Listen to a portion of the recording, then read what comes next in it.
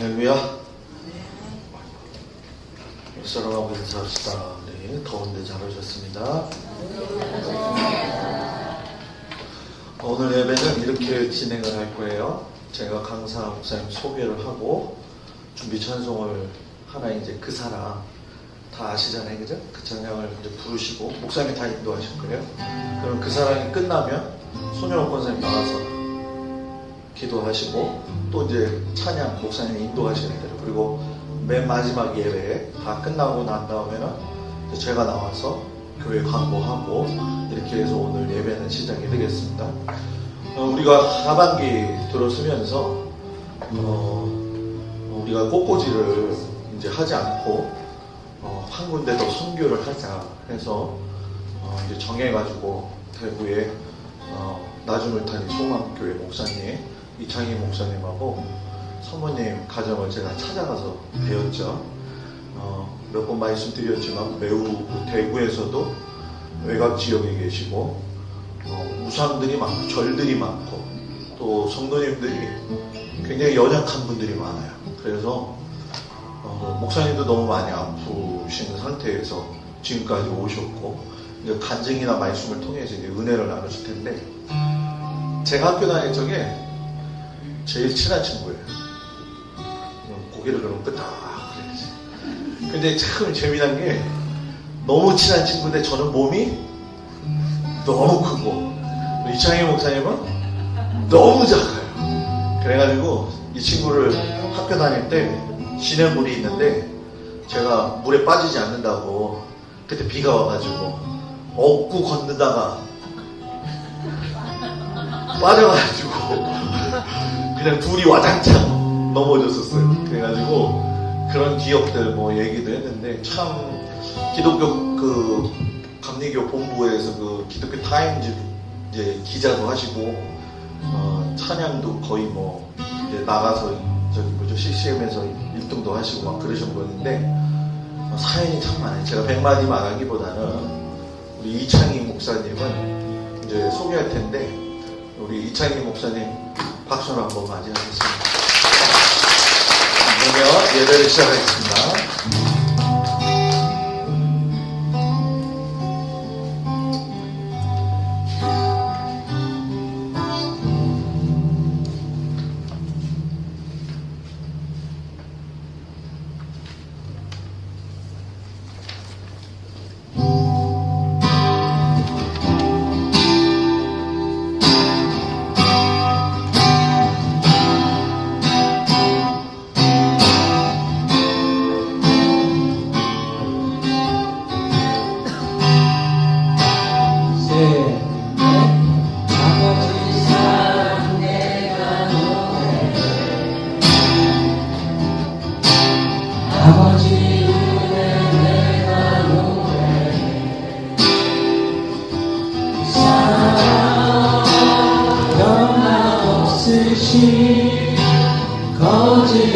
거짓없으신 성실하신 그 사랑,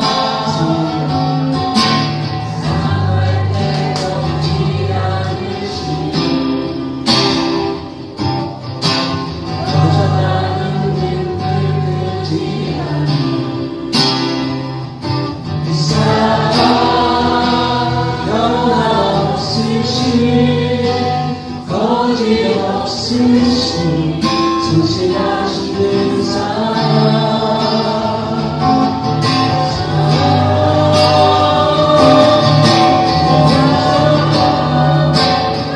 날 위해 죽으신, 날 위해 대신 사신 예수 그리스도, 다시 오실 그 사랑, 죽음도 생명도 천사도 하늘의 어떤 권세도 끊을 수 없는 영원한 그 사랑, 예수 그 사랑, 그 사랑,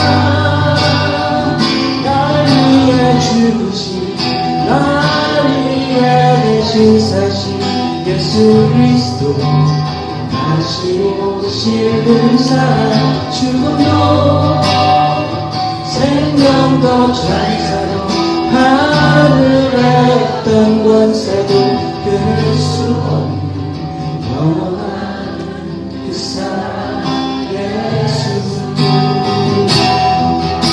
이 영원한 그 사랑 예수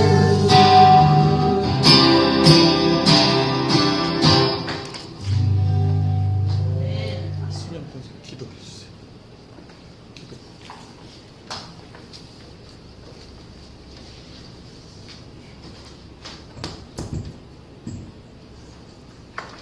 자비하신 하나님 아버지, 뜨거운 태양과 쏟아지는 폭우 속에서도 우리를 지켜주시고 건강하게 예배의 자리에 나올 수 있게 해주심을 감사드립니다. 주님의 뜻을 망각하고 세상살이에 한눈 팔며 사는 저를 회개합니다. 구원의 감격을 잃어버린 채 종교적 의무만 남아있지는 않은지 돌아봅니다. 깨어서 기도하라 하셨는데 영혼의 깊은 잠을 자고 있음을 고백하고 주님 앞에 나아가니 용서해 주옵소서. 우리 동막교회가 예수님이 이 땅에 세우고자 하셨던 바로 그 교회가 되게 하소서. 우리 교회가 기도하고 후원하고 있는 선교사님과 목사님들을 위해 기도합니다. 사도행전에 기록된 성령의 역사가 우리 교회와 선교사님들과 목사를 통해 재현되게 하옵소서. 오늘 먼 곳 대구에서 담을 허물고 낮은 울타리로 복음을 전하는 통로 역할을 하시는 이창익 목사님이 오셨습니다. 어렵게 자리하신 여러분께 감사 말씀드리며 찬양과 은혜 주시는 목사님 영육간에 강건하시기를 기도드립니다. 오늘 전해주실 말씀과 찬양 속에서 우리도 말씀을 볼 수 있는 눈을 열어주시고 들을 수 있는 귀와 느낄 수 있는 심장을 허락해 주옵소서. 하나님의 진리로 우리를 무장시키사 세상에서 승리하게 하소서. 내 짐을 여호와께 맡기라. 그가 너를 붙드시고 의인의 요동함을 영원히 허락하지 아니하시리로다 라는 시편의 말씀 붙들고 이 험난한 세상을 견뎌 나가게 하옵소서. 항상 하나님 우편 앉아 계셔서 우리를 위해 간구하시는 예수님 이름으로 기도드립니다.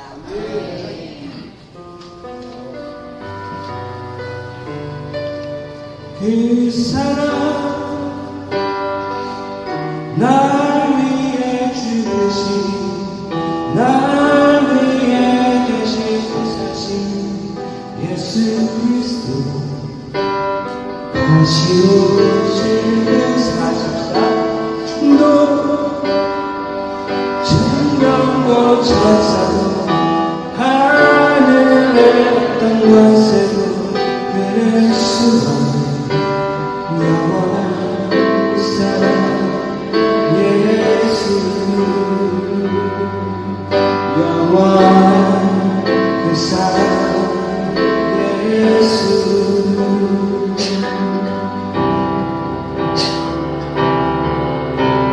평화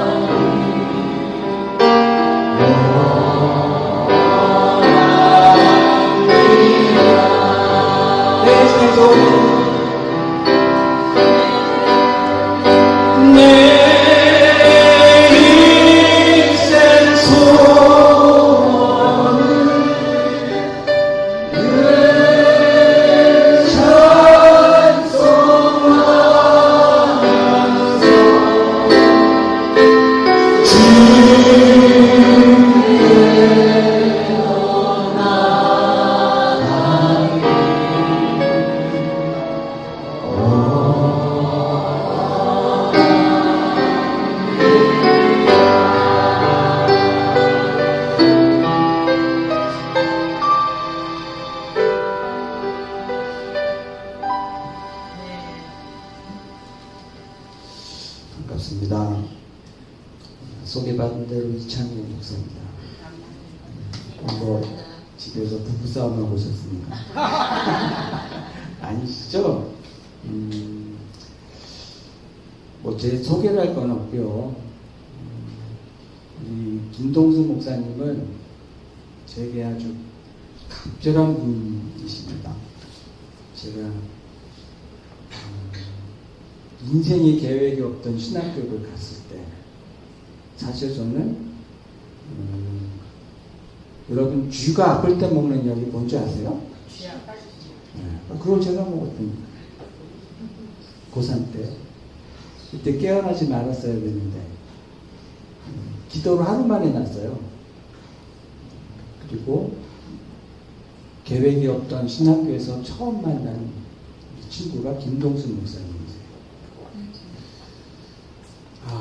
바람 불면 날라갈라, 밟으면 깨질라, 그렇게 저를 애지중지 아끼셨어요. 왜냐하면 제가 그때 정신적으로 가장 힘들었을 때고, 이런 말씀 드리면 좀 오해 없이 들으십시오. 항상 제 안주머니에는 칼이 있었습니다. 다시 죽을 각오를 항상 하고 있었거든요. 그때 옆에서 잡아준 친구가 김동순 목사님이에요. 영의 친구가 되기도 하고, 육의 양식을, 이동하는 양식을 저에게 공급하기도 하고, 저희 자취생활 했거든요. 산골에서. 그래서 선지동산이라고 하나 봐요. 그런데 우리 김동수 목사님이 저랑 같은 자취생 룸메이트였어요. 그러면 집에 갔다가 월요일날 오잖아요. 그러면 뭐 이렇게 많이 싸워요. 그러면 이제 친구들이 월요일에 만났으니까 뭐 자취방에들 모여서 한 주간 있었던 얘기도 하고 그러잖아요. 근데 갈 때까지 아무 말 안 해요. 그리고 다 가잖아요. 그러면 챙기고 와요. 그제서 가방에서 삼겹살 꺼내고, 어머님이 통닭집 하셨잖아요. 통닭 꺼내서 너만 먹어야 돼.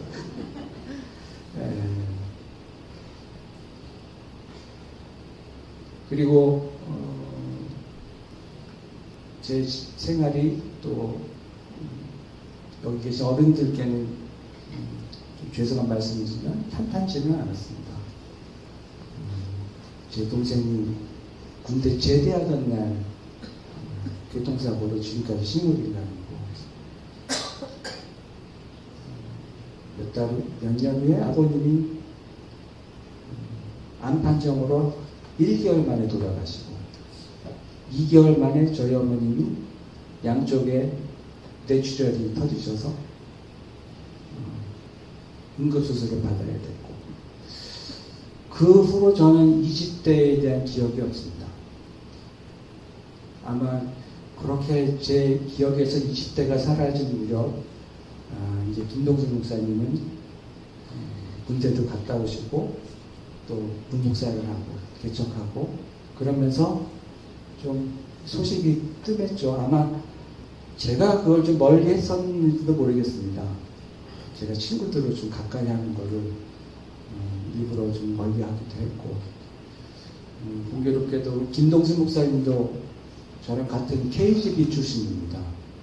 KGB 아시죠? 코리아 지구 방위대라고요. 그 인천에 있는 방위는 보통 백령도는 해병대가 있잖아요.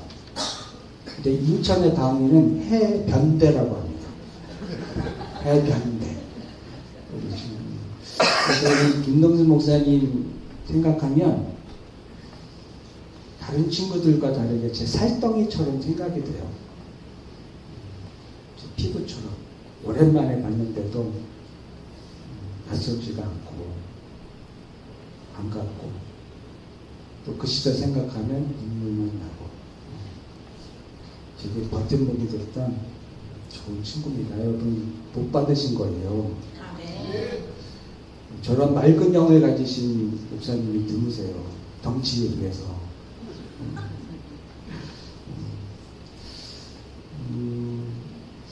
제가 오늘 함께 나눌 말씀은 요한복음 17장인데요. 잠깐 보겠습니다. 일주일에 적어도 이 말씀은 빠지지 않고 보는 말씀 중에 하나인데요.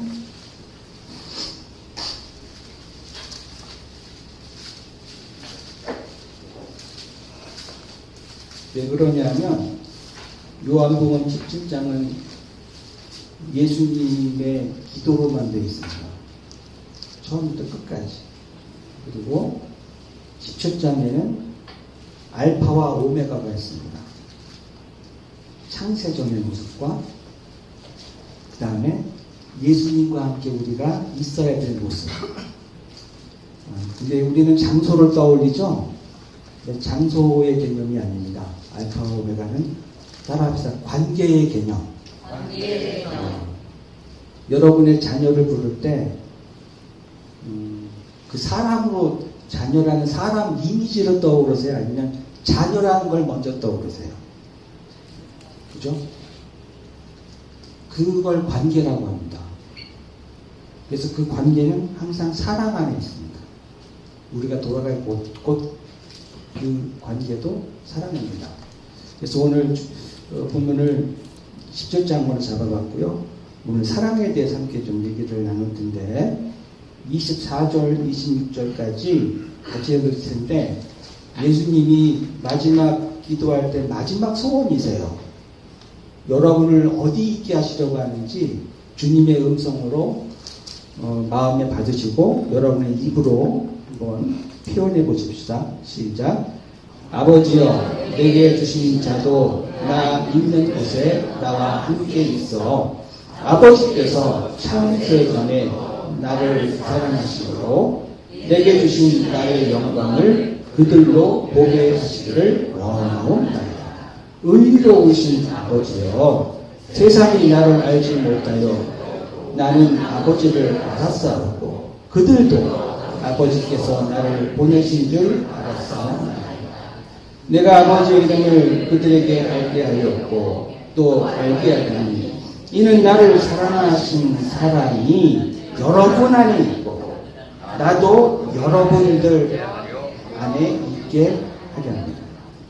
이게 오메가의 모습입니다. 얼마 전에 저희가 마을 카페라는 낮은 울타리를 오픈을 하고 지금 거기에서 예배를 드립니다. 사실 반가운 일은 아니에요. 저희가 여기 우리 집사님도 오셨지만 저희 교회의 대다수가 장애인들이세요. 신체 장애보다는 정신적인 장애가 심하신 분들이 많습니다. 그러다 보니까 건물주로부터 그것을 말씀을 안 드리고 들어갔다가 나중에 알고 나서 쫓겨난 게 4번이나 돼요. 사택과 교회를 13년 동안 11번 이상 했습니다.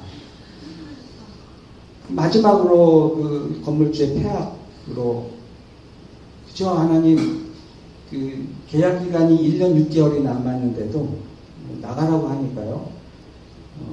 그저 편하게 예배 드릴 수 있고 마음껏 기도할 수 있는 곳. 저희 교회 별명이 동물원이에요. 왜 동물원이냐면 발음 소리가 안 돼요. 그래서 밖에서 들으면 동물 소리 같습니다. 동네 분들이 우연찮게 지어주신 별명이기도 한데 그래서 마음껏 동물 소리라도 좋으니까 마음껏 기도할 수 있는 데를 구한 게 마을 카페였습니다. 이름을 낮은 울타리라 지은 것은 그분들을 보니까 다 시냇물 같았어요. 저도 제 인생을 돌아보면 아주 작은 실개천 같은 또랑 같은 인생이라고 생각했거든요. 그런데 어느덧 제가 눈을 떠보니까요, 그 가늘이 가는 그 실개천 같은 제가요, 어디에 있었냐면 바다에 있더라고요. 여러분들이 그러하세요.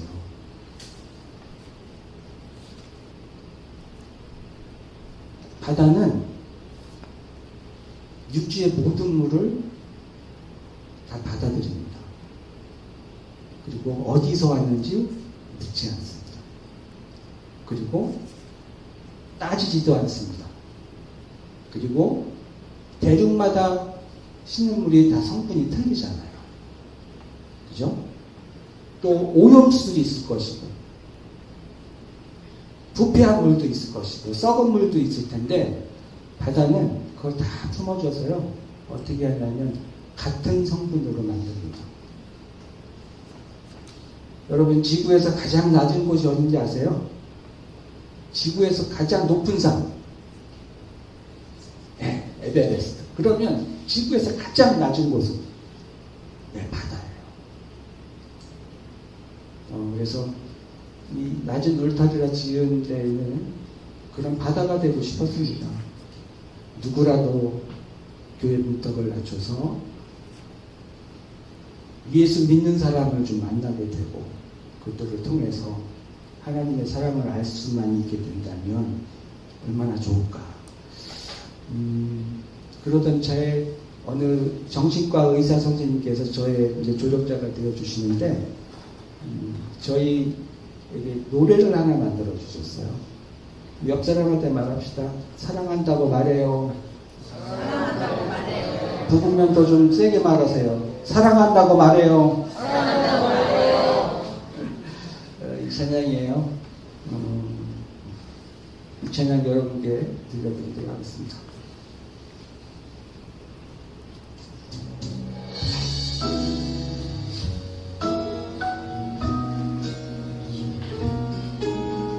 조금만 불렀어요.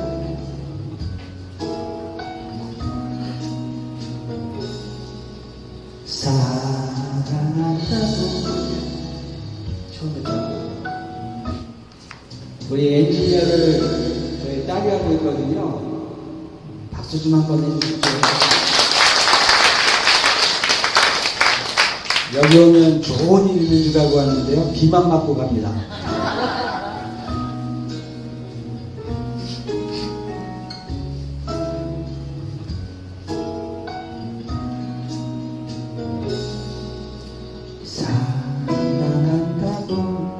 말해요.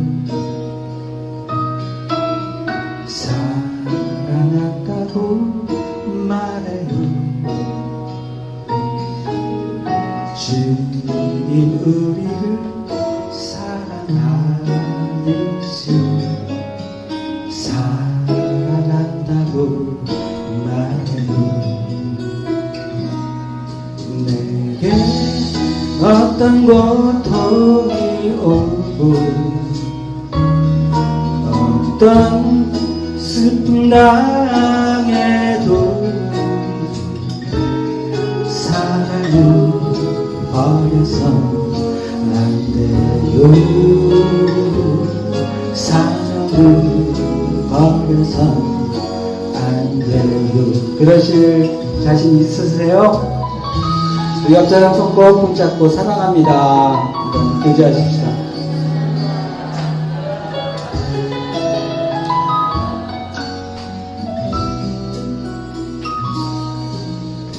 우리 서로 감싸요.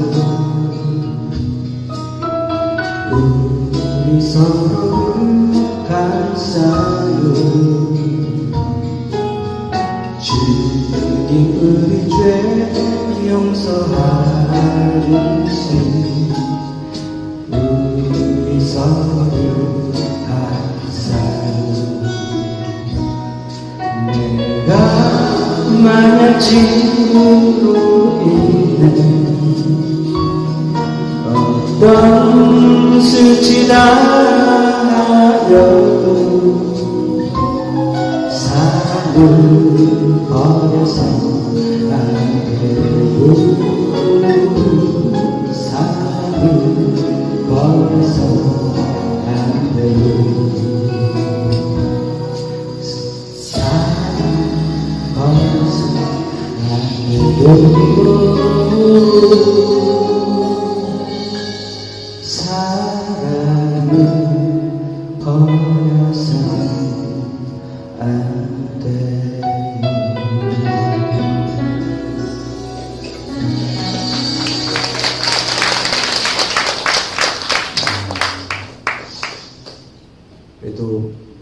예배니까 잠깐 서툰 말씀이라도 조금 함께 나누겠습니다. 여러분들 집에 있는 자녀들 있잖아요.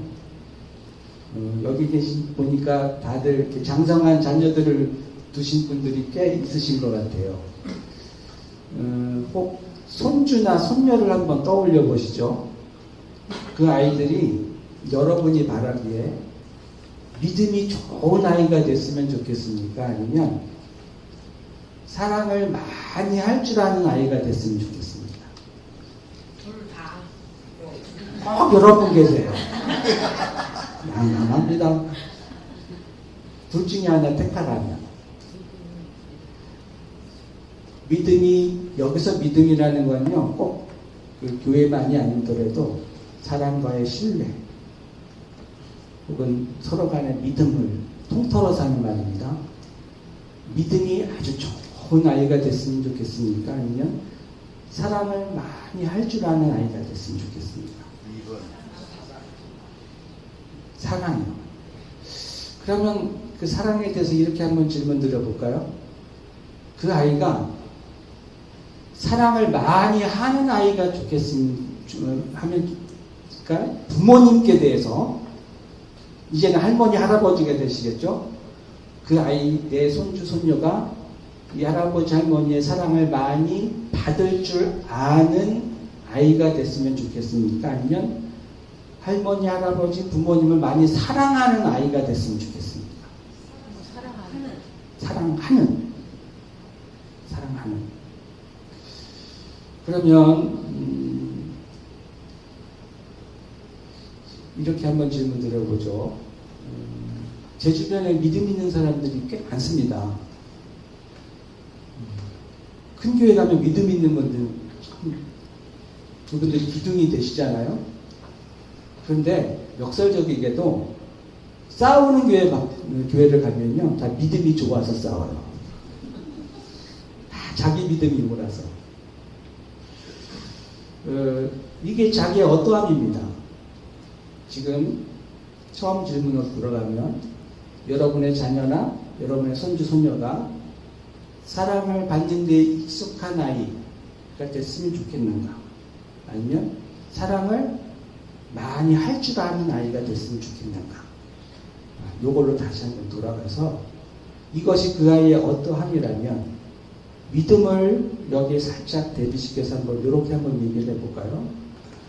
여러분이 지금 가진 믿음이 나의 어떠함이시죠? 그죠? 하나님 앞에 오직 하나님을 기쁘게 하는 건 믿음 외에는 없다고 그랬습니다. 여러분 믿음이 있으십니까? 그 확신이 있으십니까? 네, 감사합니다. 출애굽을 아시죠?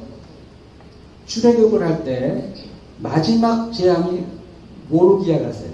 장자의 죽음. 장자의 죽음. 그 죽음을 면하게 하기 위해서 하나님이 하신 이스라엘 백성을 향한 약속은 무엇이었죠? 양의 피. 양의 피를 어디에? 문설주에. 그런데 만약 이렇게 한번 생각을 해볼게요.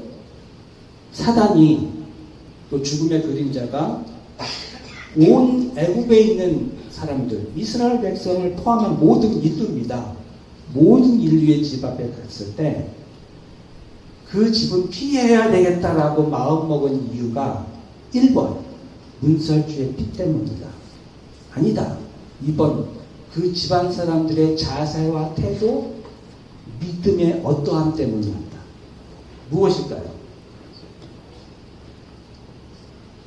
6월이니까 피. 헷갈리세요? 자, 하나님이 약속하신 건 뭐였다고요? 우리는 굳게 서리 어디 위에 굳게 서리? 약속하신 말씀 위. 자, 다시 돌아갑니다. 죽음의 그림자가 왔습니다. 이 죽음의 그림자가 갈등을 합니다. 여기를 들어가 마라. 그런데 무엇 때문에 갈등하냐 하면 1번 문설주의 피 때문이다. 아니다. 그 집안 사람들의 믿음의 태도, 믿음의 확신, 그날의 자세와 태도, 그것 때문이었다. 1번과 또 두 개 다르게 말씀하세요. 무엇이 죽음의 그림자를 비껴가겠을까요? 하나님의 약속이죠. 그런데 만약에 그날 그 집안 사람들의 태도가 영 아니었다고 한번 해볼까요? 피는 발랐어요. 약속대로 발랐는데 그 집안에 있는 사람들은 심지어 살인을 하거나 고자질하거나 미워하거나 치고받고 싸우거나 만약 그랬다면 죽음의 그림자가 그랬어도 비껴갔을까요? 근데 출애굽 당시에는 네. 그렇게 믿음이 많지는 않았잖아요. 네. 사람, 네. 이스라엘에서. 저희 교회는 이런 식으로 예배하거든요. 굉장히 익숙합니다. 우리 손 들고 질문합니다. 맞습니다. 다시 한번 정리를 해볼게요. 이렇게 한번 얘기를 들어볼게요. 그날 죽음을 예언한 이유가 하나님의 약속 때문이다. 그 사람이 어떠함과 상관없다. 아니다. 피를 발라서도 그 사람이 어떠함은 반드시 동반되어야 된다. 이렇게 한번 해볼까요? 하나님은 여러분을 언제부터 사랑하셨죠? 여러분의 어떠함이 어떨 때? 죄인일 때부터 사랑하셨죠. 그러면 죄를 지으면 미워하시고 죄를 안 지으면 사랑하시는 분인가요? 결코 그런 건 아닐 겁니다. 그런데 이날 지금 권사님이시죠? 정확한 지적이세요. 당시 사람들은 믿음이 없었습니다. 그 1세대들은 자기의 어떠함으로 살았던 것 같아요. 적어도 결국 자기의 어떠함이라고 하는 것에 대한 고집을 버리지 않았던 사람들은 그날 구원을 받았습니다. 아멘이시죠? 그런데 이러했던 사람이 광야에 가서 했던 그 사람들의 어떠함은 어떠했나요? 그렇죠. 자, 그러면 그럼에도 불구하고 하나님은 이스라엘 백성을 사랑하실까요? 아니면 버리실까요? 그렇죠. 자, 그러면 적어도 한 가지 결론은 나겠습니다. 하나님이 우리를 사랑하는 것은 또 하나님이 여러분을 당신의 백성으로 스스로 믿으시는 것은 적어도 여러분의 어떠함 때문은 아니다.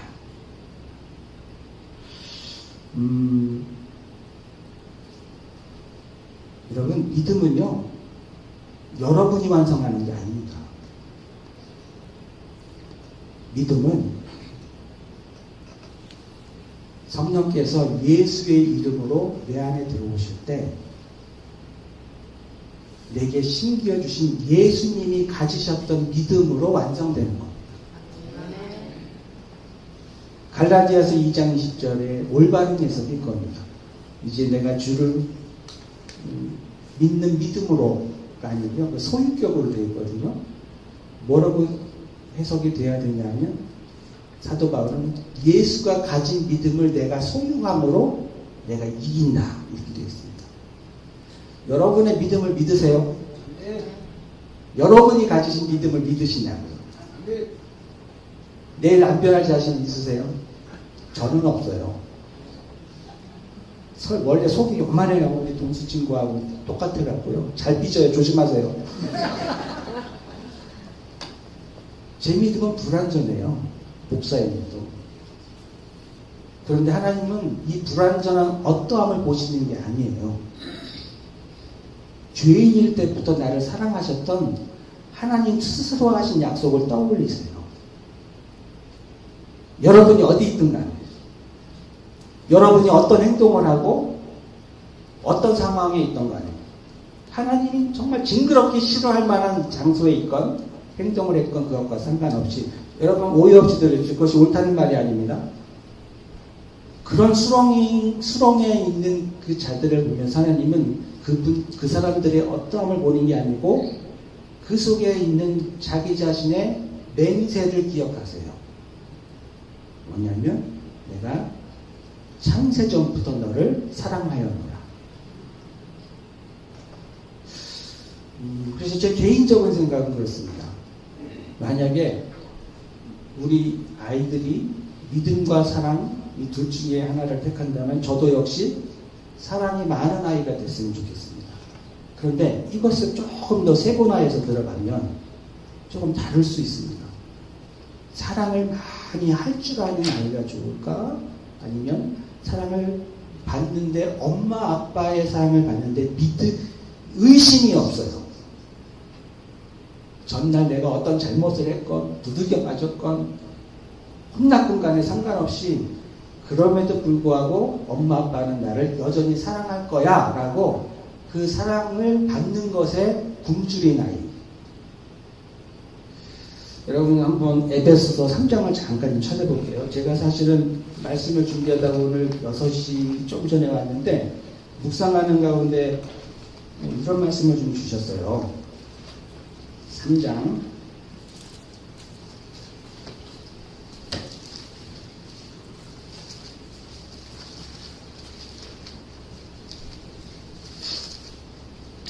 16절부터 19절까지인데요. 갑자기 하나님이 이 말씀을 주시면서 또 하나의 음성을 주시면 좀 이따 들려드릴게요. 제가 조금 전에 했던 말씀 기억하십시오.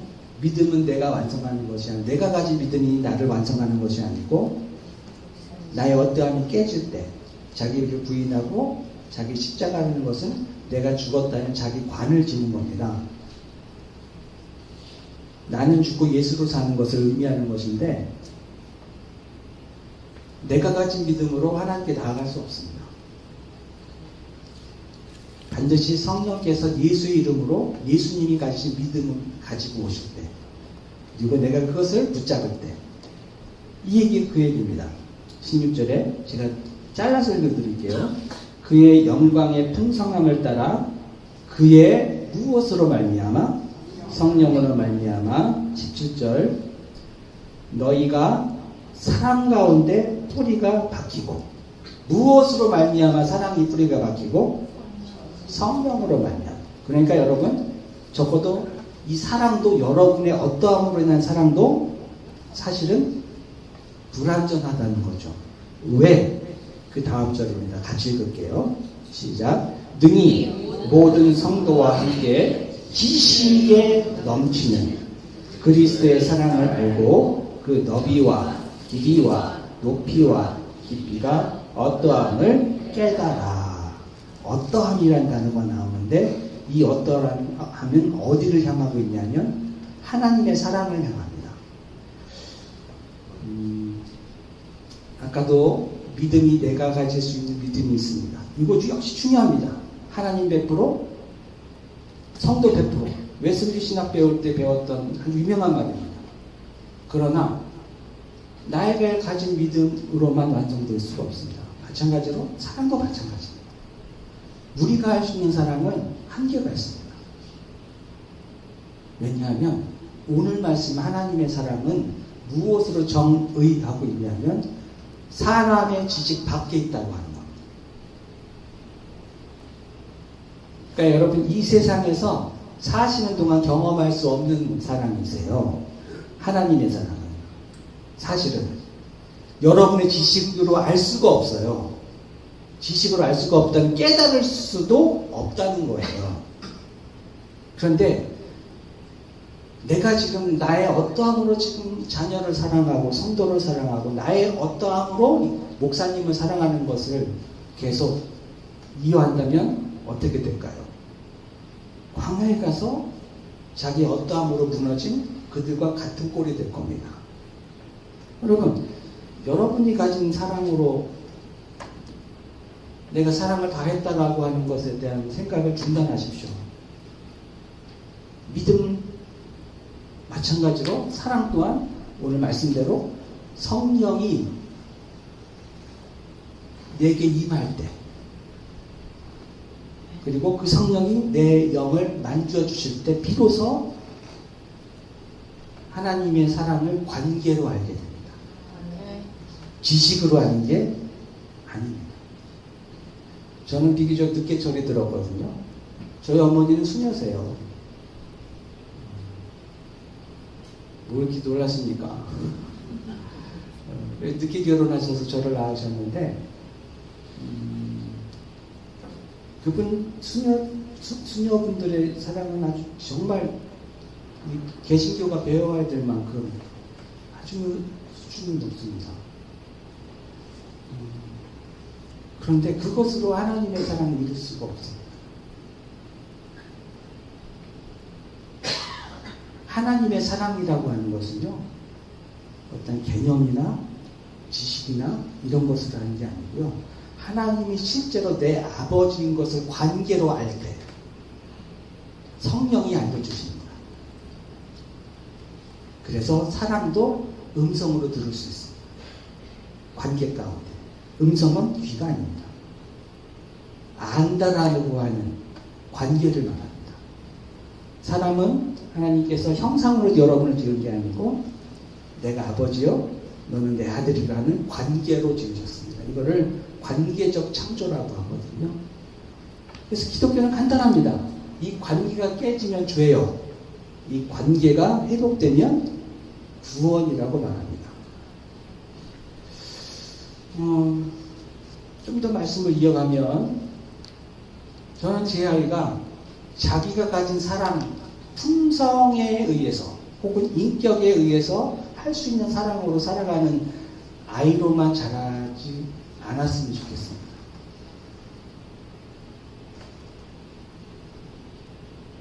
엄마 아빠가 얼마나 사랑하는지를 아는 아이였으면 좋겠습니다.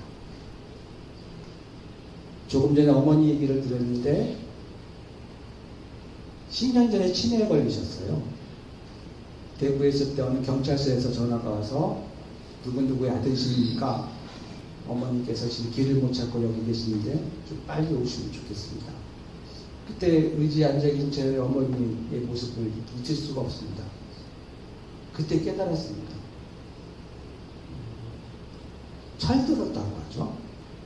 안 보이던 게 보이는 거죠. 이 보이는 것도 안다의 개념입니다.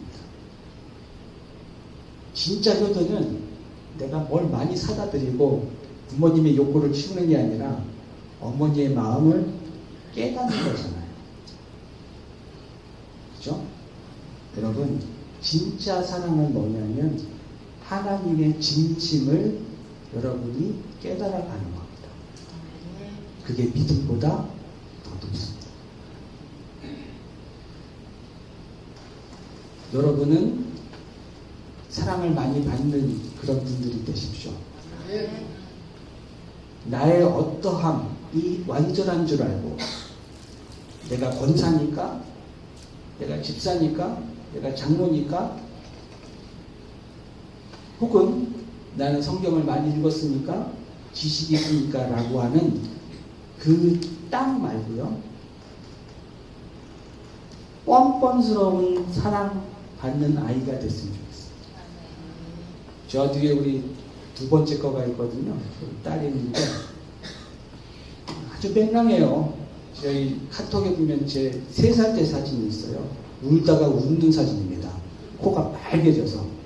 근데 전현이 얼마나 그 뻔뻔하냐면 맨날 주식이 혼나는데도요, 아침에 일어나면 엄마한테 돈 달래요. 밥 차려달래요. 지가 뭐라고. 근데 엄마 아빠는 그게 그렇게 이쁜 겁니다.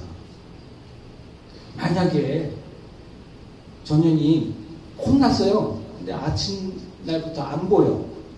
숨어 다녀요. 그리고 아침마다 하는 게 뭐냐면은 내가 혼날 짓을 했으니까 이제부터 저 엄마 아빠는 나를 자식으로 생각하지 않을 거야. 이게 막 불안해요.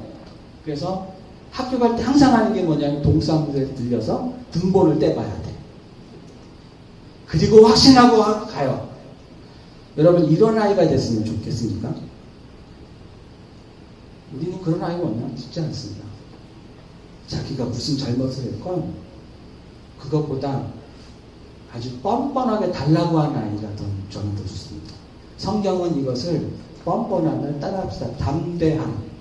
그렇게 말합니다. 하나님께 담대히 나아가는 겁니다. 여러분은 그럴 만한 자격이 있습니다. 그래서 예수님이 우리의 허물을 용서해 주지 않았습니까? 여러분을 죄 없다 보시고 의롭게만 보시잖아요.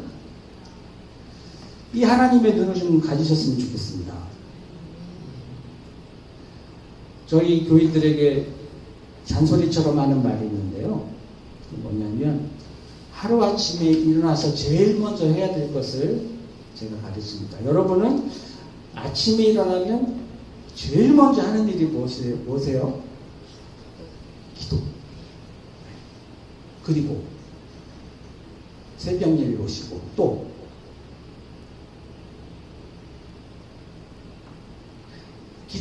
그러면 기도는 무엇으로 하세요?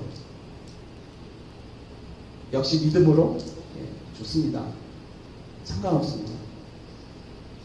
여러분께 부탁드리는 것은 제 개인적인 사견일 수 있습니다. 하나님이 지으신 창조의 이유를 먼저 하십시오. 여러분이 지어진 이유는 뭘까요? 다스리게 하려고, 정복하게 하려고, 하나님께 예배드리게 하려고, 하나님께 찬양하게 하려고. 안 그래요. 어느 노랫말 작가는 이렇게 노래를 가르치는데, 당신은 사랑받기 위해, 여러분은 사랑을 받기 위해 지어진 존재들입니다. 하나님의 사랑을 받는 데 익숙한 사람이 하나님의 사랑을 할 수 있습니다. 하나님의 사랑을 받는데 어린아이처럼 누리고 즐기는 성도가 비로소 예배에 눈을 뜹니다. 하나님의 사랑을 날마다 누리는 자가 진정한 헌금도 드릴 수 있습니다. 여러분 하루의 일과를 그렇게 시작했으면 좋겠습니다.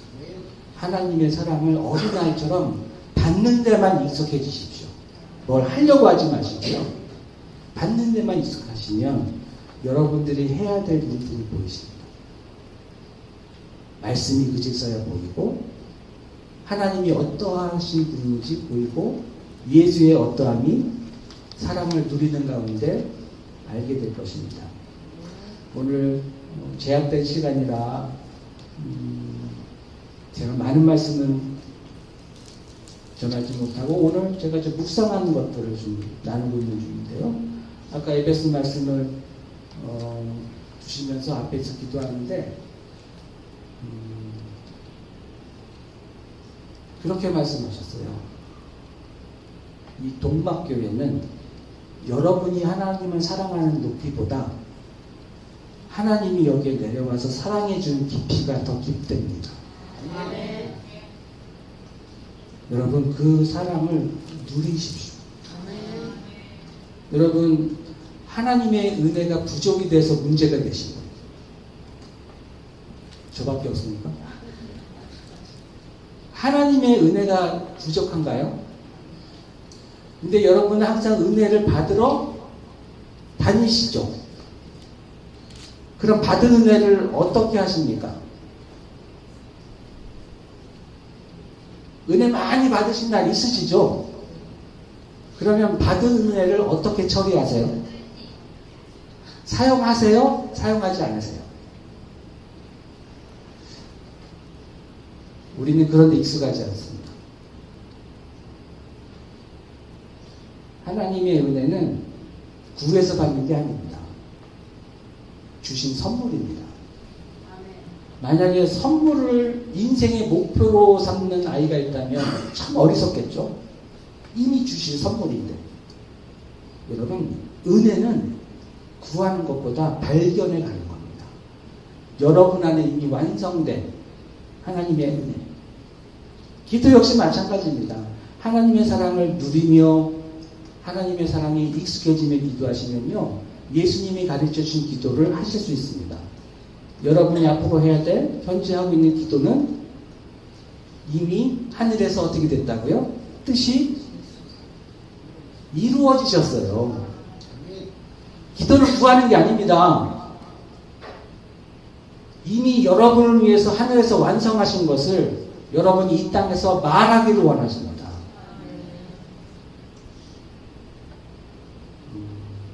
여러분 그러한 누리는데 행복한, 또 누리는데 익숙하고 그것 때문에 미소 지을 수 있는 저와 여러분 됐으면 참 좋겠습니다. 이 사람을 가로막을 때가 딱 한 가지가 있습니다. 뭐냐면 죄책감입니다. 죄의식이라고 하죠. 여러분 죄책감의 뜻이 뭔지 아세요? 사전적 의미 말고 그 해석적 문장으로 여러분들 표현하신다면, 자, 여러분의 죄는 회개할 때 용서가 된다? 아니다. 예수님 십자가의 죄 용서는 회개와 상관없이 이미 그날 완성하셨다. 1번과 2번 가운데. 그죠?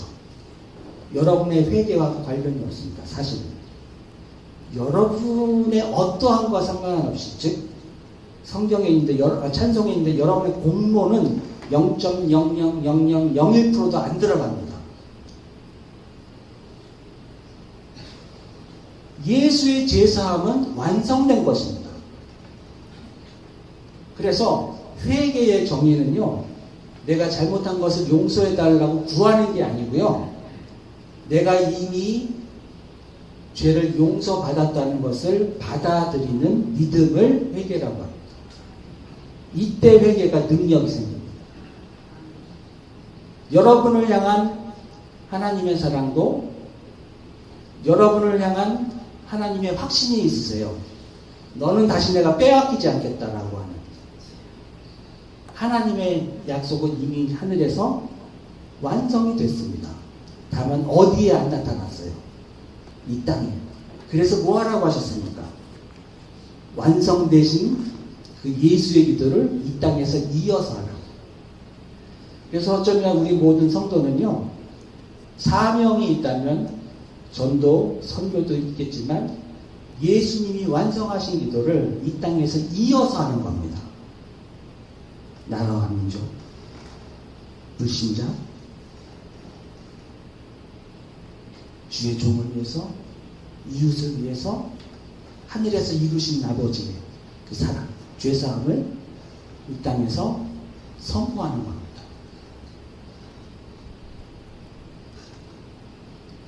그런 의미에서 이 죄책감이라고 하는 것은요, 여러분이 아는 것처럼 괴롭고 힘들고 나를 무너뜨리는 어떠한 존재적인 그런 어두운 그림자, 이것만으로 치부하기에는 사실 너무 가벼운 단어예요. 죄책감은요, 저는 그렇게 생각합니다. 한번 따라해 볼까요? 하나님이 이미 용서하신 것을 옆 사람 쳐다보고 굳이 네가 스스로 떠올리는 것, 이걸 죄책감이라고 합니다. 하나님이 다 용서하신, 완성하신 죄 용서를 내가 굳이 떠올리는 것. 참선은 반대죠. 사단이 우리로 하여금 떠올리게 하는 것이라면 죄책감은 내가 하는 행위입니다. 한 가지 질문을 던지고 마치겠습니다. 아담이 하지 말라 한 것을 어기고 아담이 했던 행동이 뭐였을까요? 나무 뒤로 숨었죠. 그러면 한번 이거 추측해 볼게요. 그 아담이 숨은 이유가 뭐라고 생각하세요? 부끄러워서. 그렇죠? 눈이 밝아져서 제가 벌거벗은 것을 알게 됐겠죠? 또 다른 이유가 있다면? 거짓말한 거 들킬까봐. 또 하나님한테 벌 받을까봐, 혼날까봐. 맞습니다. 아담은 아마 그랬을 거예요.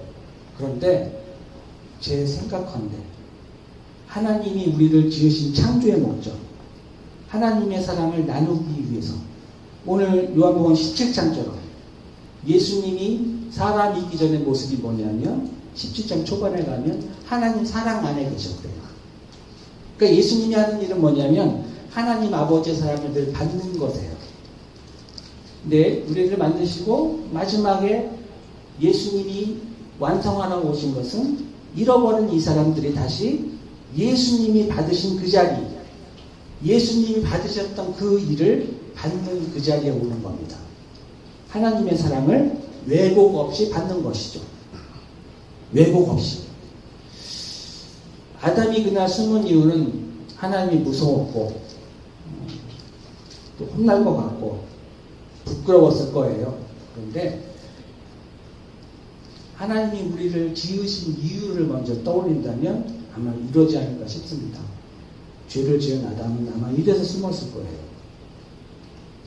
이제 하나님은 나를 사랑하지 않을 거예요.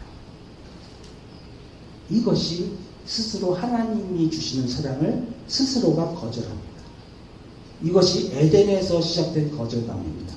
얼마 전 유튜브 보니까 김동수 목사님이 이 부분에 대해서 설교를 하셨어요. 에덴에서 시작된 거절감. 여러분 혹시 지금도 그 거절감을 갖고 계신가요? 하나님은 지금 여러분의 어떠함을 안 보세요.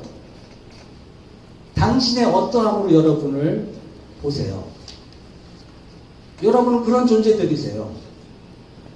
근데 마귀가 우리를 왜곡시킵니다.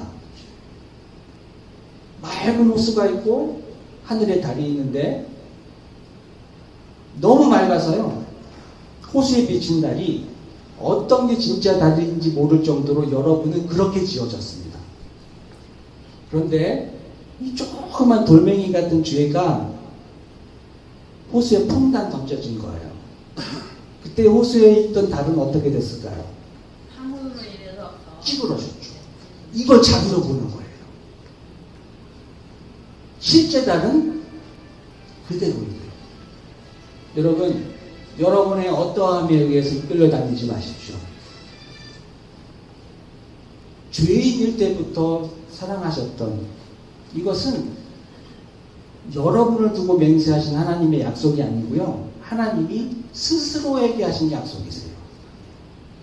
역시 이 사람으로 하여금 다스리게 하자 하시고 다스리게 하시니라 할 때 이 구절도 사람이 만들기 전입니다.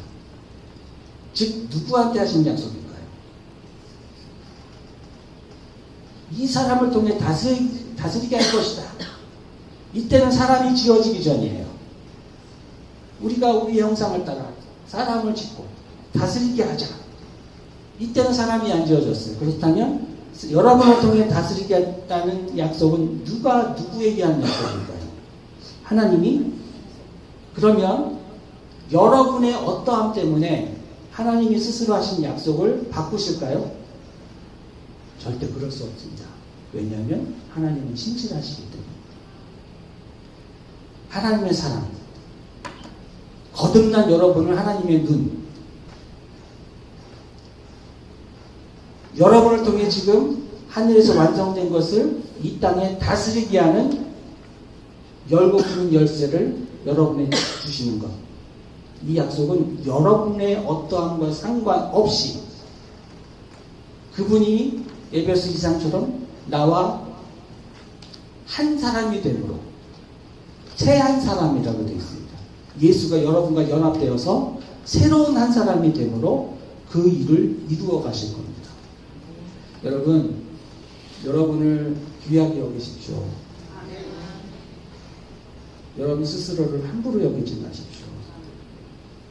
제가 40년 동안 힘들고 육체적으로 하나님이 걷지 못하게 하고 수술대이 있고 왜 하필이면 장애인들만 오는지 저는 장애인 목회를 꿈꾼 적이 없습니다. 왜 그래야 되는지 알 수 없었지만 그분들을 통해 저는 하나님의 사랑을 보게 됩니다. 저는 그분들을 보지 않습니다. 그분들 안에 있는 예수를 봅니다. 그렇지 않으면 사랑할 수가 없습니다. 우리 초록색 입으신 권사님 볼 때 처음 뵙지만 굉장히 낯익습니다.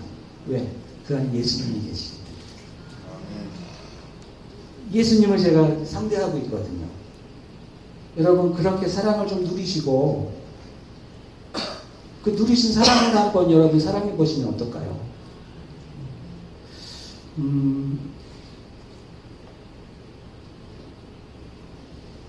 내주 같은 분은 엄내를 생략하고요. 사진 한 장을 좀 띄워드리겠는데,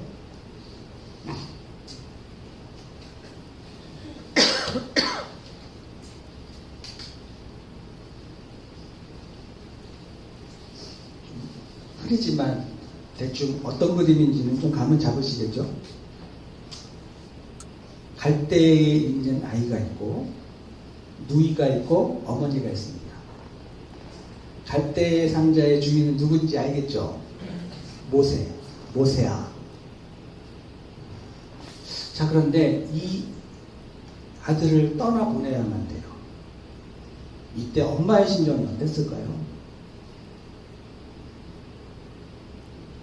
여러분의 아이를 저렇게 보낸다고 한번 생각해 보세요. 저 강으로 올라가는 갈대 상자는 수많은 난관을 맞이하게 될 겁니다. 폭포에 떨어지기도 하고, 바위에 부딪히기도 하고, 새의 먹이가 될 수도 있고, 그때 그 심정을 한번 생각해 보십시오. 자, 그런데 이 어머니 요백에서의 눈을 좀 볼까요?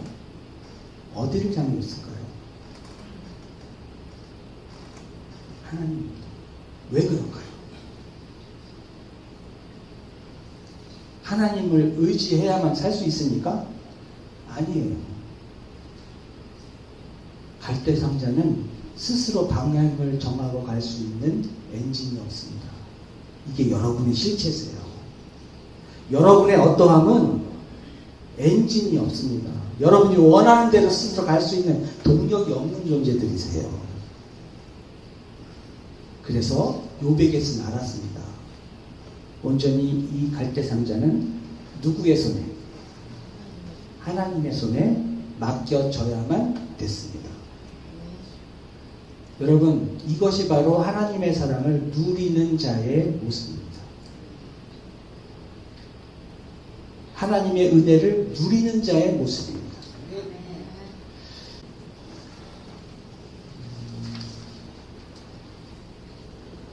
이 가사에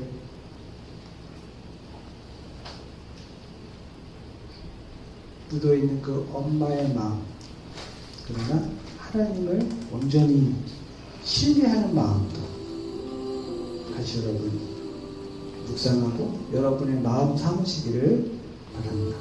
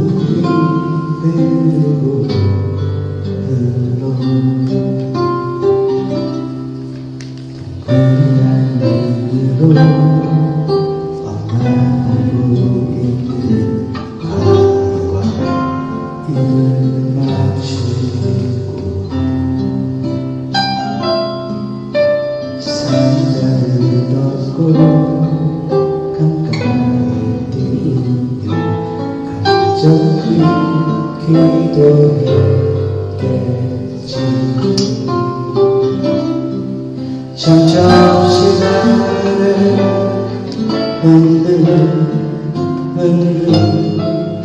흘러내려간 상자를 보고 눈을 감아도 보이는 아이와 눈을 마주치는 주저앉아 눈물을 흘렸게 너의 삶의 창조주 너의 창조 모르신 하나님의 손에 너의 삶을 맡긴다. 너의 삶의 창조주 너를 이끄시는 주 하나님의 손에 너의 삶을 드린다.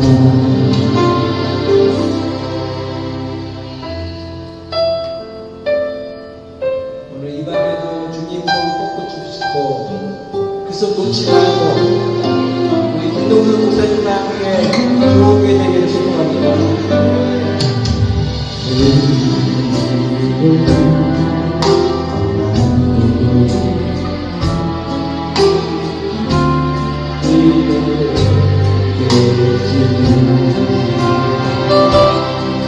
정처없이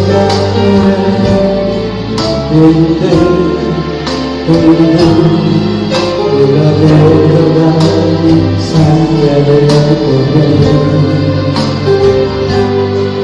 누가 우리는 아니고 눈을 감추는 주저앉아 눈물을 흘려 나가셨습니다. 너의 삶의 산이 너의 삶을 모르시 하나님의 손에 너의 삶을 맡기라 너의 삶의 산이 너를 이끄신 주 하나님의 손에 너의 삶을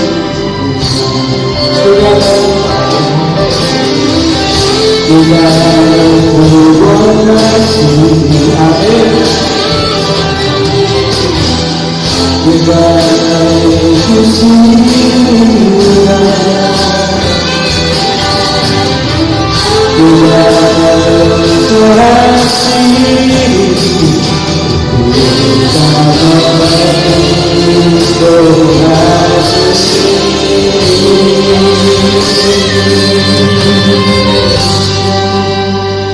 너의 삶의 사신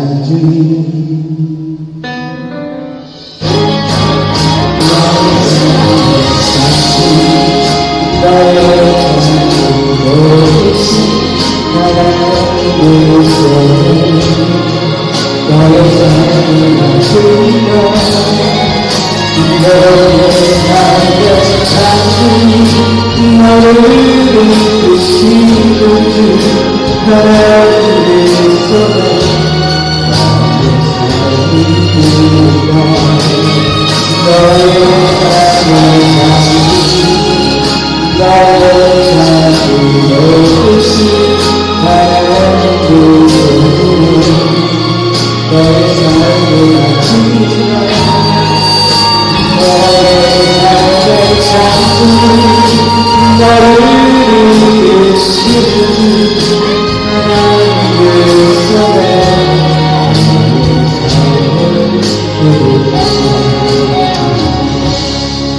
어떤 마음이었을까 그녀의 뜨는 눈물이 흐르고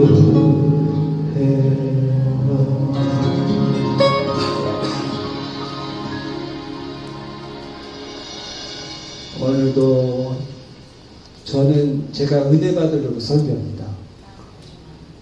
말을 잘하는 편이 못 돼요. 그러나 오늘도 저를 통해 말씀케 하신 하나님, 또 여러분의 마음을 성령으로 하나 되게 하신 하나님, 또 찬양 받으신 하나님, 이 하나님께 영광의 박수 드리고 우리 김동수 목사님 나오셔서 나머지 순서 인도해 주시겠습니다.